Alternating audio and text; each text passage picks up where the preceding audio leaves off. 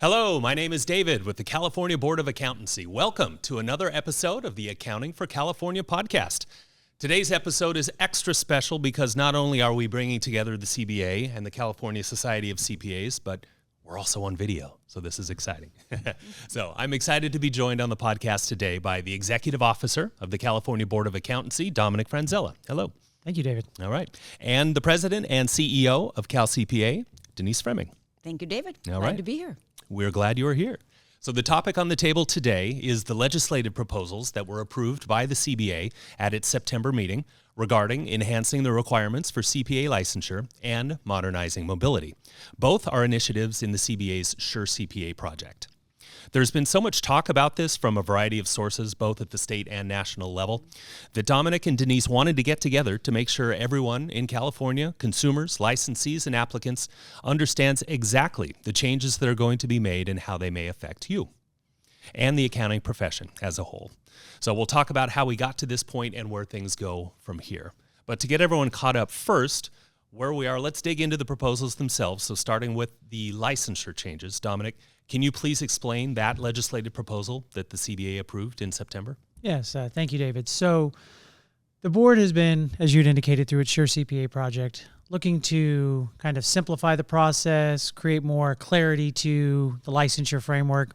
And while that originally started with the foundation of the 150 semester units and not really looking to deviate off of that, as the national dialogue started to kind of percolate a bit more, and other groups were starting to look at a non-traditional 150 semester unit pathway, the board set staff out to kind of see what options might be available. And so over several months, we heard from various stakeholders, including NASBA and the AICPA, and obviously CalCPA, and listened to other state boards of accountancy, and started to kind of piece together this idea of, okay, if we want to create a more flexible framework, what would that look like? Continuing to require the 150 as a standalone, or is there more opportunities for additional pathways? And so the board and staff kind of looked at it and took a step back and said, okay, let's think a little bit forward thinking as well. Is it always going to be 150 semester units? Is it always going to be 120 semester units? So the board's proposal really kind of does a couple of things. One, it de-emphasizes the unit requirement element and stops referencing 150 semester units. It stops referencing, even under the old pathway system, the 120 semester unit. It kind of takes that element out and really focuses on the degree and then the accounting concentration. So now the board is proposing basically two pathways. One, which would be a master's, a specified master's degree, and then another, which would be a baccalaureate degree. And then with that, the board is also kind of needing to reassess its experience requirement. It's still going to use the foundation of general accounting experience, but it's taking that idea of, okay, we're going to set the bar at 2 years for those who are coming through the baccalaureate degree pathway. And then for the master's group, they can substitute a year and kind of go back to the traditional 150 and one kind of general accounting experience idea. But it still leaves the board the ability to enhance the experience requirement, which is a topic that's kind of also being discussed nationally on enhancing experience. And so the language is permissive, and it'll allow the board to consider enhancement when the time's right, and it's focused on job tasks and minimum competency. So it has some structure to it, but a lot of flexibility for the board to be able to be more dynamic going forward. Mm-hmm. Now, CalCPA has been in support of this proposal all along the way. Denise, why do you believe it's important for a state like California to move forward with these proposed changes? Well, I mean, the shortage, we all know the shortage that's out there, right? And the shortage is really on the two ends. So if you look at those retiring, from an accounting perspective, 75% over the next 15 years of those accounting professionals will retire, right? So you have that one piece losing out. And then as they're coming in, too, we know that from 2016 to 2022, there were 13%-ish fewer graduates. And then also we know on those CPAs that are taking the exam, there were 37% less, right? So we have a shortage, and that impacts, as we've talked about, the marketplace, right? We need that professional skepticism in the marketplace, and we need to make sure the public is protected. And if we don't have enough CPAs from a governance standpoint, from the public standpoint, we have, risk out there. So we know that's important. I will say also from the modernization standpoint, we need to make sure we're listening to the marketplace, the next generation, and what do they want, and then also the public protection piece. But the modernizing the licensure, modernizing the mobility piece, that's key. And you've all done a great job just really listening, the town halls that you've had, the outreach is really important. So we have to make sure we're doing listening as well. And I would say, too, we're the largest state, the largest CPA society, 40,000 plus members. You have 105,000 CPAs here. We need to make sure that we're out there and we're leading the way, and at the same time understanding the ecosystem that we're part of, right? So that balance, and we've been talking about that for the last year. How do we balance both of those and make sure we're walking, the right line? And you've done a great job, Dominic, and your whole team and the board of doing that. So, we're there to lock arms and to make sure we keep moving forward and be part of that ecosystem. Yeah, that's great. Thank you. Now, I want to note something that you just alluded to about how so many of the changes are specifically written into the proposals, but like you mentioned, the door is kind of left open to future modifications, if you will. Do you want to maybe elaborate on that a little bit? Yeah, happy to. I think part of the strategy as well with the licensure framework is to create that to be more responsive going forward. Having to go back to the legislature every time to make changes is not the most conducive way to continue to make sure that we're being responsive. The legislature definitely needs to have a strong hand in what that box should look like, but how big the box can be and what can fit into it, as long as they put appropriate guardrails that ensure consumer protection and ensure they understand how the board is going to operate and have some clear guidelines and guidance to the board, that's a good structure. And so what we tried to do here was create the foundation under the 3 E's, continue to lean into the exam because it's a rigorous exam. It is the one key that everybody has across the state. That one piece needs to stay exactly as it is past that CPA exam.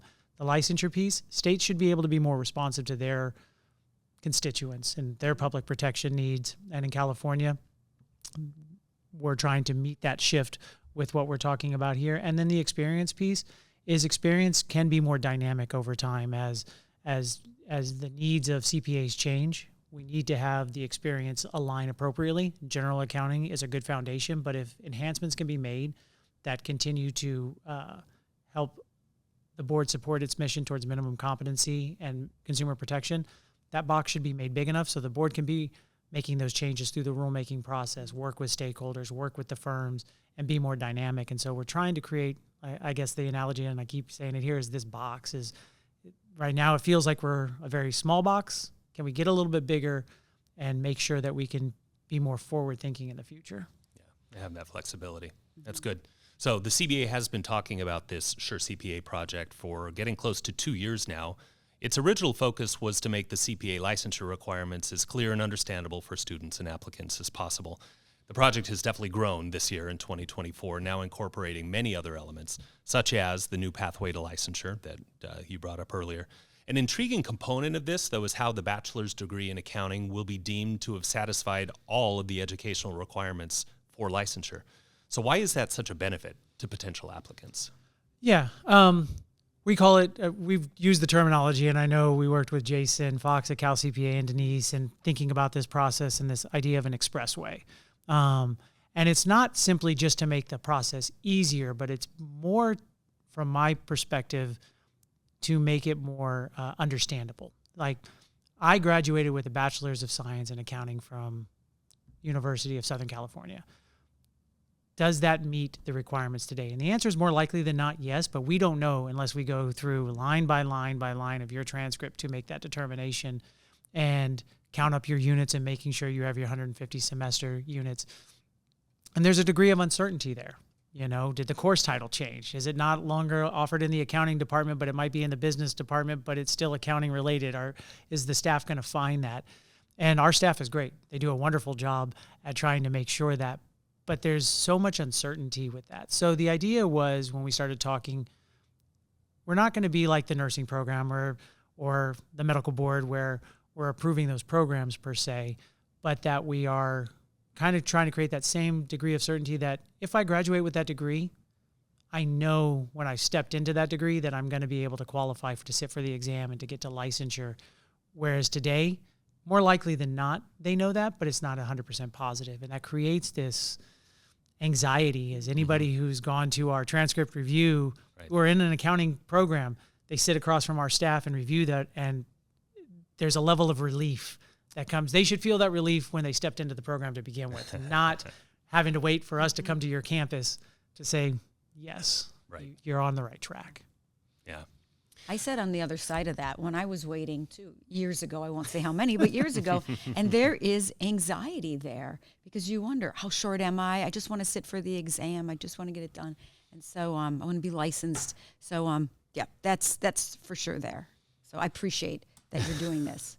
Yeah, that's going to be a big change. And the less anxiety we can have for the students, the better. So that'll be great. So Sure CPA really started evolving this spring. The CBA invited NASBA, AICPA, and CalCPA to speak at the May meeting. Staff also presented the draft licensure framework for the first time there, the bachelor's degree plus the 2 years of general accounting experience. CalCPA was represented at the meeting by Meredith Johnson, last year's chair, and she talked about CPAG, the CPA Pipeline Action Group that your organization formed in the last year or so.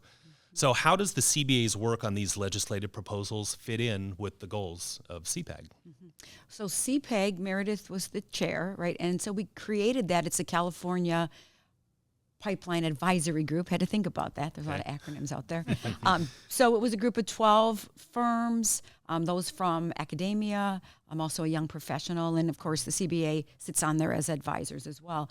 But as proposals came down the pipeline, so to speak, from the national perspective, as you started to develop proposals, to really look at that and be mindful and intentional and have conversations from diverse perspectives. So we could say, we really have vetted this, we understand where everything's going, and to make sure we made, like I said, intentional decisions. So it was really important to have that group formed, and it's been great. It's been so helpful to us as we move forward, and they've been really great at just coming together whenever we need them to say, there's something coming, we need you. So that's been critical as we move forward to make sure we have all the voices heard and to make sure we're making intentional decisions.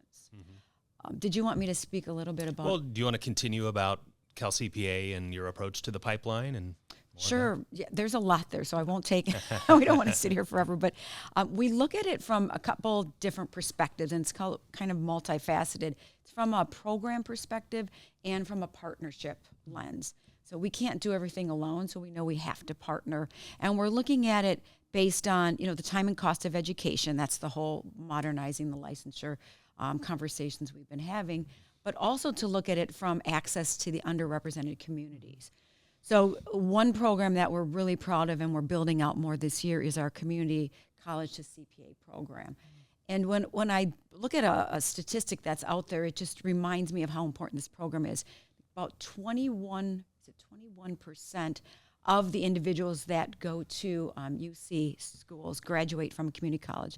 50, maybe it's 31%, and then 59% of those that go to CU universities graduate from a community college. So it's so important to make sure that we're in the community colleges and we help those students transition, that's the program, from the community college to a 4-year program, because there's a lot of anxiety there as well, and to make sure we hold their hand through it.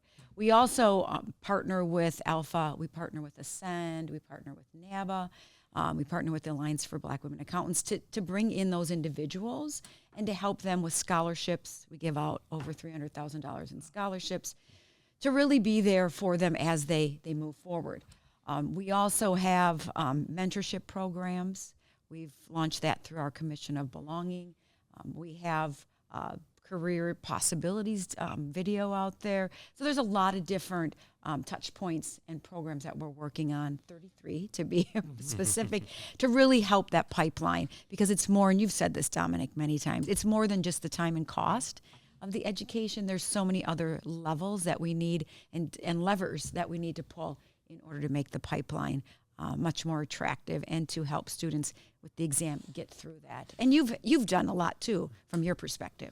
Yeah, and I think that's the key here is the pipeline is bigger than just one piece. And as the National Pipeline Advisory Group from the AICPA side, which I know you were a part of, they identified 6 key kind of tenets that make that up, and cost and time of education is kind of the crossroads where the profession and the regulators kind of more come together, where there's that level of overlap. And that's where these initiatives and these ideas kind of have an ability to have a cross purpose and affect the pipeline, enhance consumer protection, make sure that we're being more thoughtful and evergreen in the approaches we take. But the pipeline as a whole isn't going to be fixed by this one or even two things. It'll be many things that the profession and to some extent regulators will undertake. But where we can, these are the opportunities to kind of address those. Yeah, there's no silver bullet in No, there. no. We'd love that. Yeah, that'd be great. Yeah, many things we can work on together. Exactly. So when the CBA heard from all of these organizations at the May meeting, it was then that it directed staff to start gathering feedback on that licensure framework from a variety of different sources. And there was a lot that went into that this summer. Can you share some of the work that staff did? Oh, yeah, absolutely. So, I mean, first and foremost, I want to thank CalCPA with their efforts, one, to help us coordinate a handful of the town halls with the faculty and with the students and new licensees to sit down with a small group of people and have an interaction. You can do, and we did the survey, and I'll talk about that in a minute. You can do the survey, and that collects a lot of data quickly, but it's not as responsive of being able to sit across from somebody and ask follow-up questions or kind of delve deep into their personal kind of experiences and really kind of understand like the rubber meets the road kind of mentality. And so having an opportunity to speak with some of the young professionals was great. And I know they learned a lot because that's the group who's kind of like trying to navigate it today and the pitfalls that kind of exist for them. So that was wonderful, speaking with the faculty and kind of getting their perspective. And that's a very unique set of circumstances when you sit around with a bunch of different faculty. So we had those. We had some other town halls where we met with, because our proposals will have an impact not just here in California, because mobility is built around trust. And we have it built around substantial equivalency today. And there's a lot of questions of whether or not that's the appropriate model going forward. And it may not be the only model. It may still be a viable model, but not the only model. And so you have to kind of understand, if I'm making changes here in California, what does that mean for the CPAs going somewhere else? So inbound and outbound mobility is a key tenet to anything that the California does. And I know it's an important component for CalCPA because they are looking both to the consumers, but to their professionals who are here, and their professionals who need to leave to do work in another state. So having those conversations with those executive directors to kind of say, hey, we're looking at mobility. What are your thoughts about this? How important is mobility to you? What happens if a state made a change, something like what California's doing or what Minnesota kind of initiated a few years ago?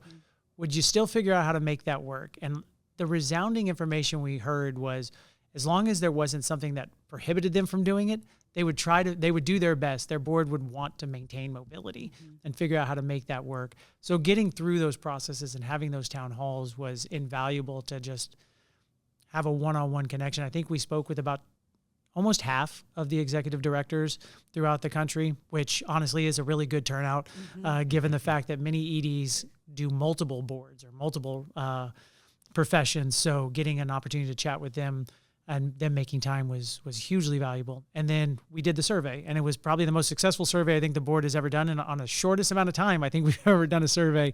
I think we ended up with near on 8,000. Almost 8,000. Yeah. Individuals We want to know how respond. you did that.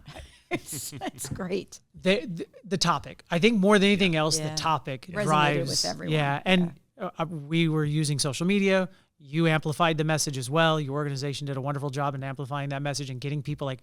The day the survey went out, I was in Deanne's office, the assistant executive officer, and David was 2,000. It's been out for 20 minutes, like 3,000. 3,000. Half hour late, like it was just like one after another, after another, after another. And then we were on a call later that day, I believe, or the following day, and it was, hey, I've heard about the survey. Can you shoot that to me or shoot this to this person at this firm? People were already hearing about it word of mouth within minutes. But that survey had a lot of incredible information. And if nothing we learned from it was mobility is key, but the pipeline is just as important. So I think to some extent the survey just kind of amplified this, like change needs to happen, mobility needs to be preserved, figure out how to make it work.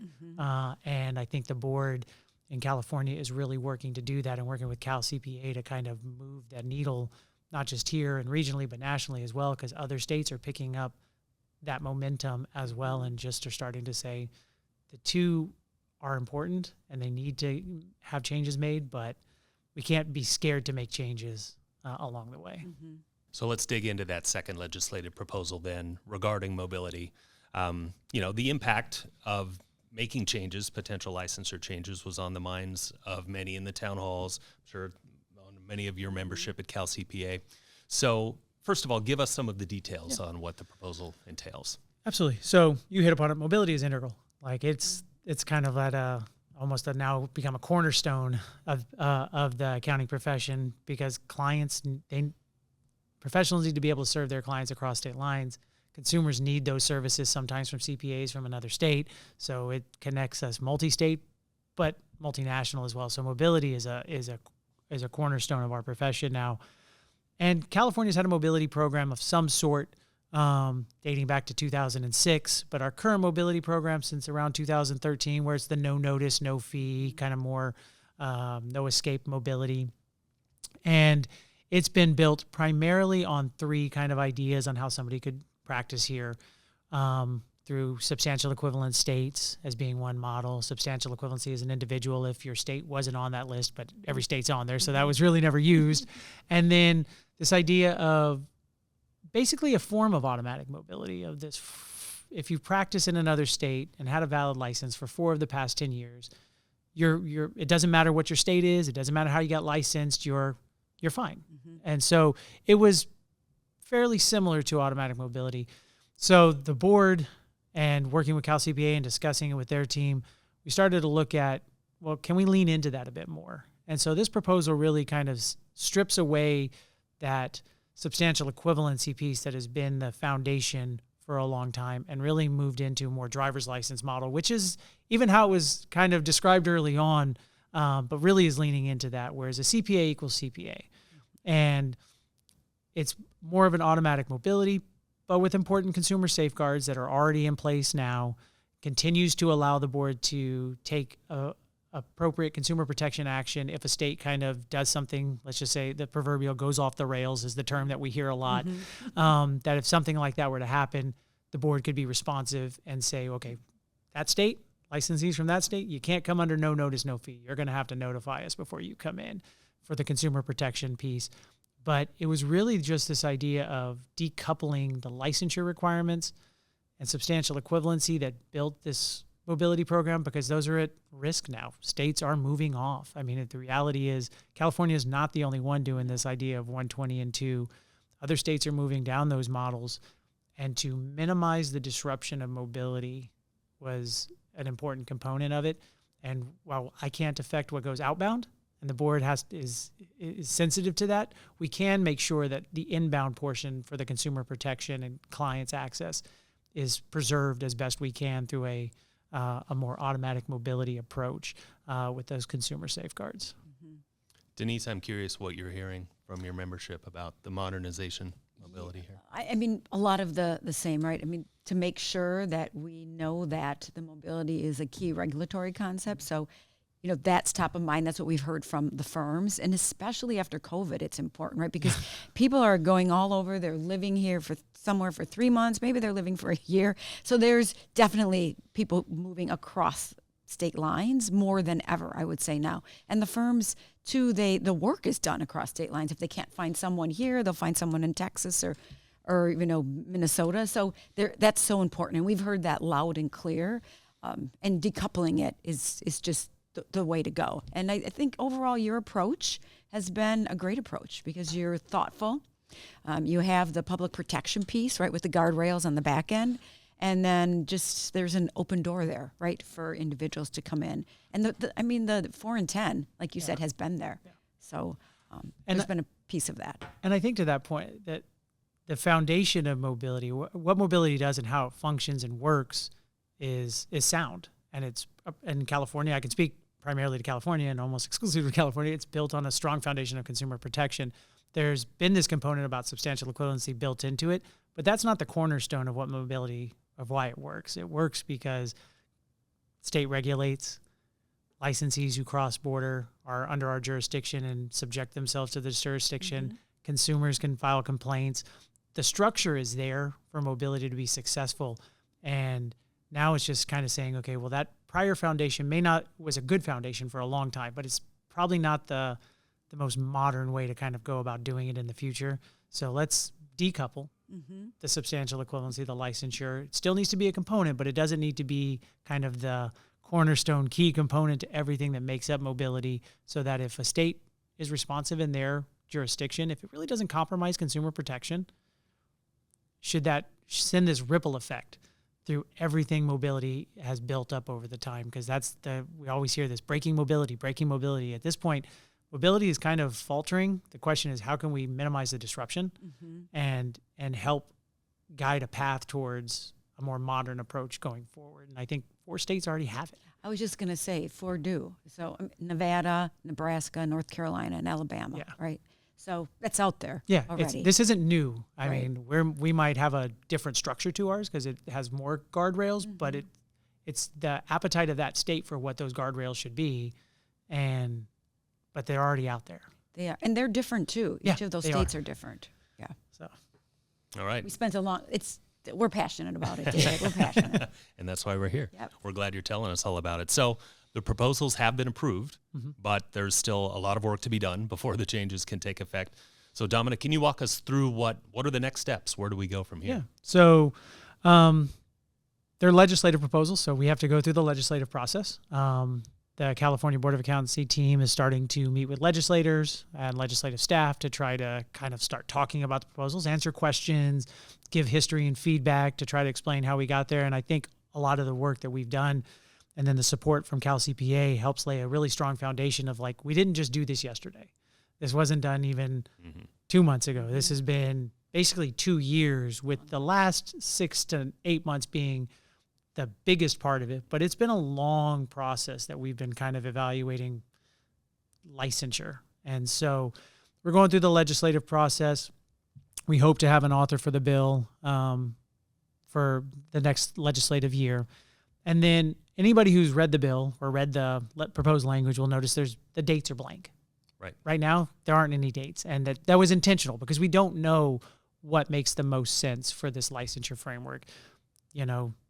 January 1, 2026 may not be the most appropriate time, because maybe by a delayed implementation of a 6 months or a year, it allows for other states to deal with their own kind of issues to minimize further disruptions in mobility, or it may provide schools opportunities to address any degree-related issues that they have. It also just gives us time as a board and working with CalCPA to kind of navigate the other side of the legislation is one piece, but then there's a whole rulemaking process to kind of get kind of the nuts and bolts in place. So at this point, we're kind of just going through the legislative process, and I would expect in November, I know we've already spoken with CalCPA a little bit, and we're going to have some more discussions on what are some of those ideas for dates, for the licensure piece. What are some of the alternatives, and what are the pros and cons?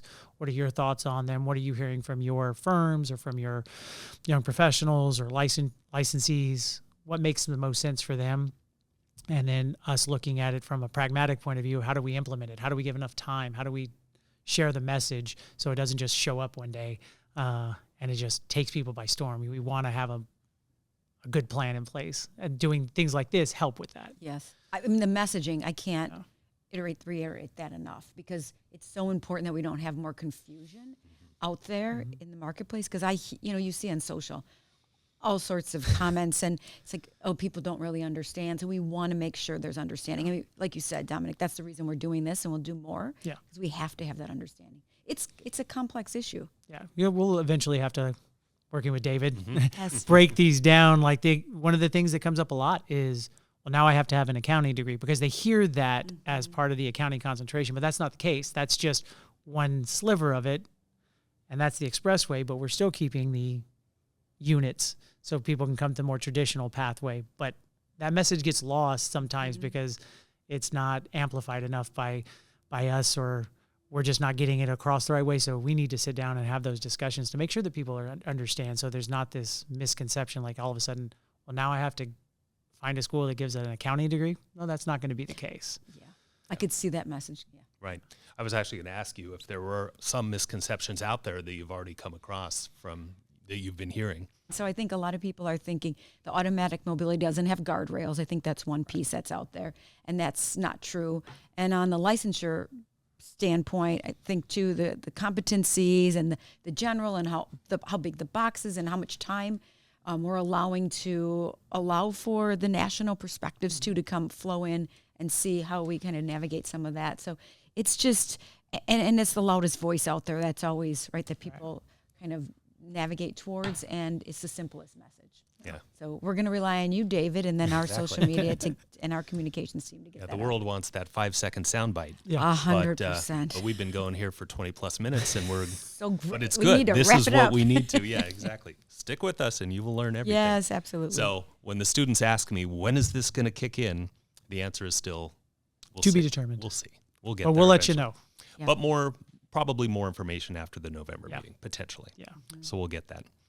All right. So all of this is happening at the state level. Conversations, of course, are continuing to swirl at the national level. NASBA and AICPA recently released an exposure draft dealing with changes to the UAA. So, Denise, I imagine many of your CalCPA members are curious how California's actions may or may not align with their proposals. What are your thoughts on that? Well, I mean, I'm encouraged by all the conversation because we've had numerous conversations with different stakeholders, and we've been very transparent from the beginning. And so there's that piece, very encouraged. There's also the element of, it's not really mutually exclusive what the CBA is doing and the national perspective. There's common tenets there, and there's, like you said, the big box. So there's elements that are similar. And I would say, too, from the perspective of, we're going to continue to listen. We're going to continue to hear all voices. And when we develop our exposure drafts, we'll look at flexibility. We'll look at it being, clear and concise what we're doing, and making sure that the options are there for students so that they can understand where they're heading, and also that diverse pathways are integrated, into the framework that's selected. So I'm optimistic. I'm encouraged by all the conversations, and I am encouraged by the momentum that continues to be out there, and just by the partnerships. Yeah. It's very encouraging. What about from the CBA perspective? So, we're looking to have a special as a specific term, interim board meeting at November 4th. And I would encourage our licensees and members for CalCPA to tune in to that particular meeting. At that particular point, the board will be evaluating how to and if it wants to respond to the exposure draft and how they compare to California's proposals and what the differences are and where similarities may lie, and how to kind of continue to affect change on a national level by using our voice. And by that time, the board will have considered, kind of where it wants to go a little bit in sharing a message.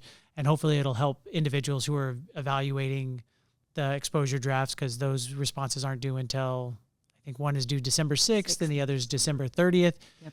Even after November 4th, there's still plenty of time for individuals to kind of evaluate how California Board of Accountancy looked at that, to see if that informs how they want to maybe consider responding back to the UA, because this is your opportunity to have a voice, and this is your opportunity to share information.